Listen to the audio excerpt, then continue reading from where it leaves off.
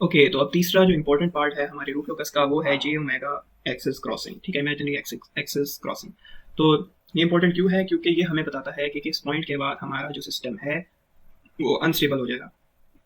क्योंकि ऑब्वियस सी बात है, अगर हमारा रूट लोकस इमेजिनरी एक्सिस को क्रॉस कर देता है तो इसका मतलब वो राइट हाफ प्लेन में चला जाएगा। राइट हाफ प्लेन में चला जाएगा तो इसका मतलब हमारा सिस्टम उस पॉइंट के बाद अनस्टेबल हो जाएगा। अब वो पॉइंट क्या है? वो एक पॉइंट ये है और एक पॉइंट ये है। क्योंकि हम जानते हैं इमेजिनरी जो पॉइंट्स होते हैं वो हमारे पास कॉन्जुगेट की फॉर्म में होते हैं, तो वो एक नहीं होगा, वो 2 पॉइंट्स होंगे। तो इन पॉइंट्स के बाद हमारा सिस्टम क्या हो रहा है?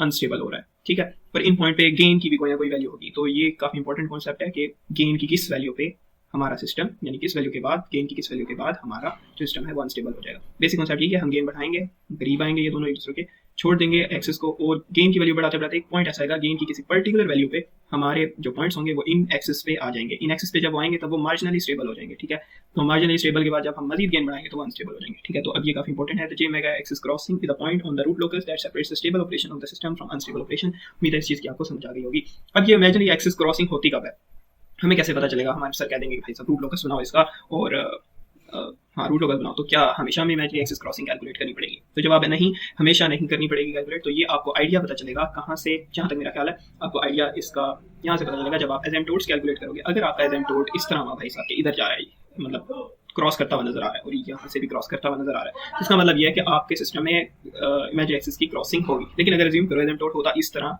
और इस तरह का भी क्रॉसिंग होती ना, तो हम ये सारा जो आगे प्रोसीजर पढ़ने वाले हैं ये ना करते।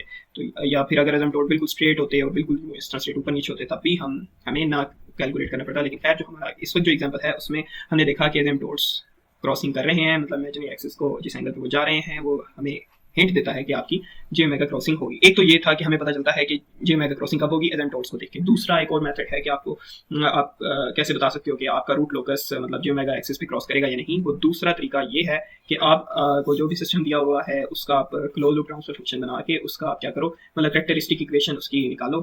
ठीक है, कैरेक्टरिस्टिक इक्वेशन का आप बनाओ ट्रुथ हर्विट्ज टेबल। ठीक है, आरएच टेबल बनाओ उसका, और अगर देखोगे कि कोई भी रो आरएच टेबल की रो जीरो हो जाती है, ठीक है, कोई भी रो अगर जीरो हो जाती है तो इसका मतलब आपका रूट लोकस क्या करेगा, इमेजिनरी एक्सिस पे कहीं ना कहीं कट करेगा, क्रॉसिंग करेगा। ठीक है, तो एक तरीका ये है।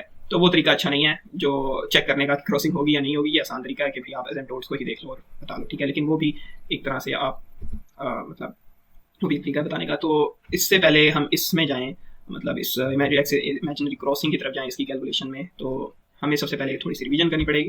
थोड़ी सी हम रिवीजन कर लेते हैं, इस वीडियो को हम दोबारा खोल लेते हैं।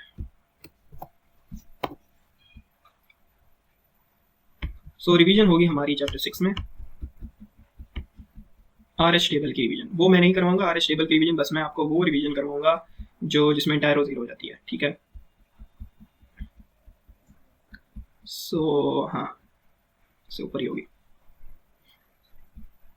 ये देखो। अगर हमारी एंटायर रो जैसे कि S3 में हमारी एंटायर रो जीरो हो जाती थी तो हम क्या करते थे, उससे ऊपर वाली से हम क्या करते हैं, ऑक्सिलरी इक्वेशन बनाते हैं। अब ये चीज़ याद रखने वाली है कि जिस रो जिस पे हमारी एंटायर रो जीरो हो जाती है उससे ऊपर वाली से हम ऑक्सिलरी इक्वेशन बनाते हैं। ये इंपॉर्टेंट पॉइंट है, ये काम आएगा आगे। ठीक है, अब जो ऑक्सिलरी इक्वेशन बनती है उसके जो रूट्स होते हैं एक्चुअली में वही आपके पॉइंट्स होते हैं इमेजिनरी एक्सिस के। ठीक है, जहाँ पे क्रॉसिंग हुई है। ठीक है, अगर हम वापस चलें, अगर मैंने मतलब ऑक्सिलरी इक्वेशन बना ली और उसके मैं रूट्स निकाल लूँ मतलब कैलकुलेटर में डाल के, तो मुझे ये वाला पॉइंट और ये वाला पॉइंट मिल जाएगा। ठीक है, यहाँ तक हमें समझ आ गई। तो सिंपल था, इसमें कुछ भी नहीं है। जैसे कि आप देख सकते हो कि इसने ऑक्सिलरी इक्वेशन ये बनाई थी, अब फिर उसने उसके जो रूट्स बताए, तो आप देख सकते हो प्योर इमेजिनरी हैं ये रूट्स, तो मतलब ये जे ओमेगा एक्सिस पे ही आएंगे। ओके, तो ऑक्सिलरी इक्वेशन इंपॉर्टेंट है। तो अब हम चलते हैं आगे एक और इम्पोर्टेंट कॉन्सेप्ट की तरफ, वो है कि मार्जिनल वैल्यू ऑफ के, और जो पॉइंट्स हैं वो कैसे निकालते हैं, मेरे ख्याल में वो आगे है। हाँ जी, तो अब हमारा जो सिस्टम है वो स्टैटिक नहीं है, वो डायनामिक है। उसमें हमारे पास अननोन वेरिएबल के होता है। ठीक है, मतलब गेन चेंज हो रहा होता है। तो अब गेन की हमने कहा था, गेन की वो वैल्यू जिस पे ये पॉइंट्स आ जाते हैं, जिस पे हमारी क्रॉसिंग होती है, वो भी हमने फाइंड करनी है। यानी के की वो वैल्यू जिस पे हमारे पास ये जो हमारे रूट्स हैं, रूट लोकस के जो ओमेगा एक्सिस पे आ जाते हैं, हमने वो फाइंड करनी है। अब के की उस वैल्यू का एक खास नाम है, उसे हम कहते हैं मार्जिनल वैल्यू ऑफ के। ठीक है, तो मार्जिनल वैल्यू ऑफ के क्या है? इसकी बेसिक डेफिनेशन है कि the gain of the value of gain is the marginal value of gain is the value at which makes any row other than S0 as a row of zeros। k की वो value जो S0 वाली रो के अलावा किसी भी रो को entirely zero बना दे, तो उसे हम क्या कहेंगे, मार्जिनल वैल्यू ऑफ k। तो अगर हम ये टेबल देखें ये टेबल उसने बनाया है, ठीक है। सबसे पहले उसने क्या किया है, कैरेक्टरिस्टिक इक्वेशन निकाली है 1 + GSHS उसने किया, ठीक है। उसके बाद कैरेक्टरिस्टिक इक्वेशन निकालने के बाद उसने RH टेबल बनाया। RH टेबल बनाने के बाद अब उसने K की वो वैल्यू निकालनी जिसमें एंटायर रो 0 हो जाए। अब वो S0 के अलावा क्या मैं यहाँ से K की वो वैल्यू निकालूं? अगर मैं K की वैल्यू यहाँ से निकालता हूँ तो K की वैल्यू कोई भी पुट कर ली, एंटायर रो कभी 0 हो ही नहीं सकती ये वाली।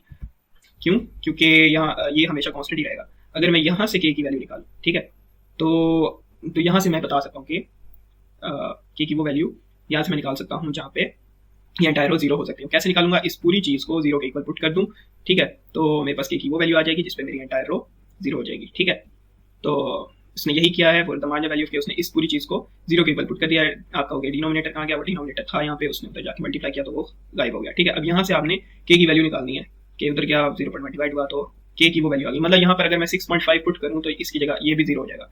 तो हमें मार्जिनल वैल्यू पता चल गई। अब ये मार्जिनल वैल्यू क्यों ज़रूरी है? मार्जिनल वैल्यू ज़रूरी है इसलिए कि हम बता सकते हैं कि इस वैल्यू K की इस वैल्यू पे हमारे जो RH टेबल के जो पॉइंट्स हैं वो क्या हो जाएंगे? j-ओमेगा एक्सिस पर आ जाएंगे, ठीक है। हम इतना बता सकते हैं। तो ये इंपॉर्टेंट चीज़ थी।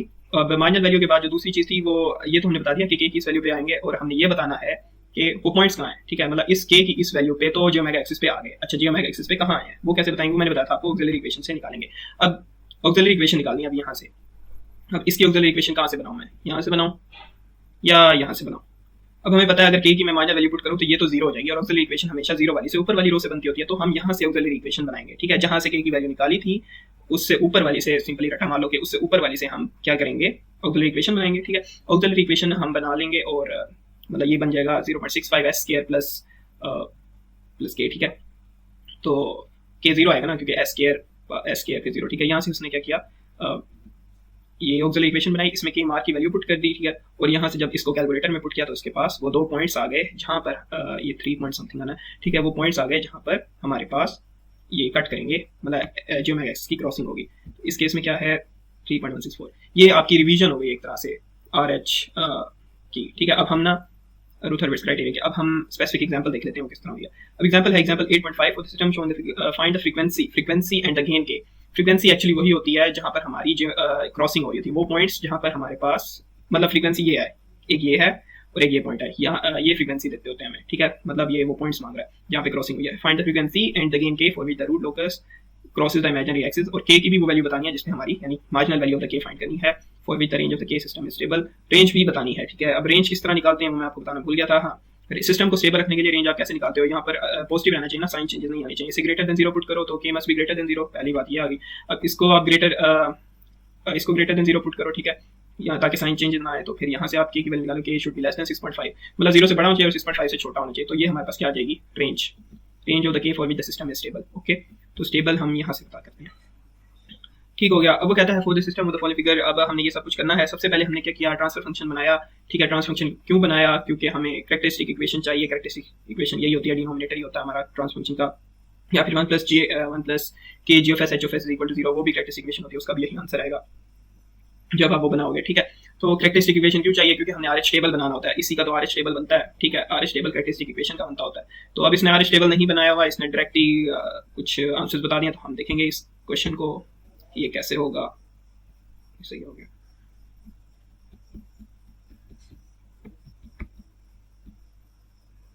ठीक है। तो 8.5 एग्जांपल से बंद कर देते हैं। इसमें सबसे पहले ट्रांसफर फंक्शन बना लिया, T of s, ये कैरेक्टरिस्टिक इक्वेशन से वैसे बनाया है 1 + G of s K g of s h of s। इसको जब आप सिंप्लीफाई करोगे तो ये चीज़ बनेगी, ठीक है। अब इसका आपने RH टेबल बनाना है, S4 S3 S2 S1 S0, ठीक है। अब आपने ये पुट कर दी, इसके बाद आपने टेबल बना लिया, ठीक है। ये रफ वर्क किया हुआ।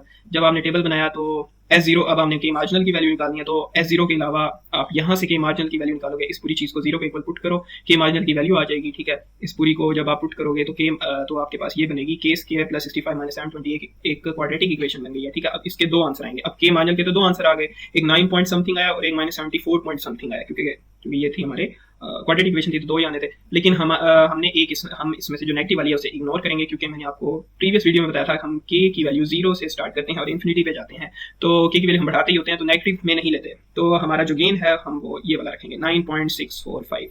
तो उसने भी केस के मैसेज, ठीक है, यहाँ से उसने भी 9.65 निकाल लिया गेन, ठीक है।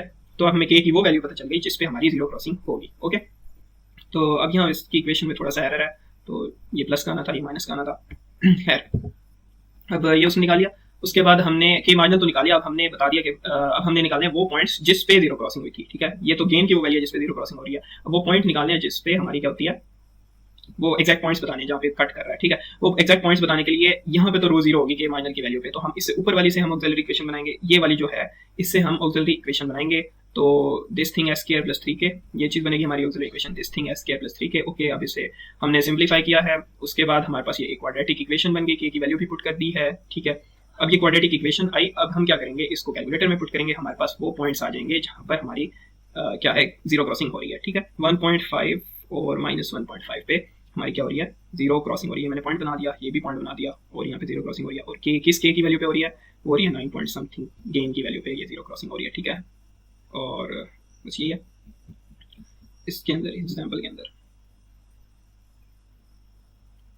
तो अगर हम इसे रिवाइज करें, इमेजिनरी एक्सिस क्रॉसिंग, पहली बात हमें कब पता चलेगा इमेजिनरी एक्सिस क्रॉसिंग कब होगी, हम एसिम्पटोट्स को देखेंगे, ठीक है। एसिम्पटोट्स को देखेंगे, अगर हो रही होगी तो कैलकुलेशन की तरफ जाएंगे, नहीं हो रही होगी तो जान छुट्टी, ठीक है। लेकिन क्योंकि यहाँ हो रही थी तो हमने कैलकुलेशन करनी है। कैलकुलेशन किस तरह करेंगे, कैलकुलेशन करने के लिए हमें आर एच टेबल बनाना पड़ेगा। आर एच टेबल बनाने के बाद हम फिर के मार्जिनल निकालेंगे। के मार्जिनल हमें बताएगा कि गेन की किस वैल्यू पे हमारी क्या हो रही है, जीरो क्रॉसिंग हो रही है। फिर हम के मार्जिनल की वैल्यू जहाँ से हमने निकाली थी उससे ऊपर वाली रो से हम क्या करेंगे, ऑक्सिलरी इक्वेशन बनाएंगे, उसमें के मार्जिनल की वैल्यू पुट करेंगे, और वहाँ से हमारे पास क्या आ जाएगा, सिंपली हमारे पास के मार्जिनल की वैल्यू उसमें पुट करेंगे, उससे ऊपर वाली इक्वेशन में, और वहाँ से उस इक्वेशन को जब सॉल्व करेंगे तो हमारे पास जीरो क्रॉसिंग के वो एग्जैक्ट पॉइंट आ जाएगा जहाँ पे जीरो क्रॉसिंग हो रही थी। के मार्जिनल निकालो, सिंपली के मार्जिनल निकालो, और के मार्जिनल से ऊपर वाली इक्वेशन से ऑक्सिलरी इक्वेशन बनाओ। ऑक्सिलरी इक्वेशन बनाने के बाद उसे सॉल्व करो तो आपके पास पॉइंट आ जाएंगे। तो ये था जीरो क्रॉसिंग के बारे में पूरा डिटेल्ड, होपफुली आपको समझ आ गई होगी। सो बस इसमें यही है और इसमें कुछ था नहीं।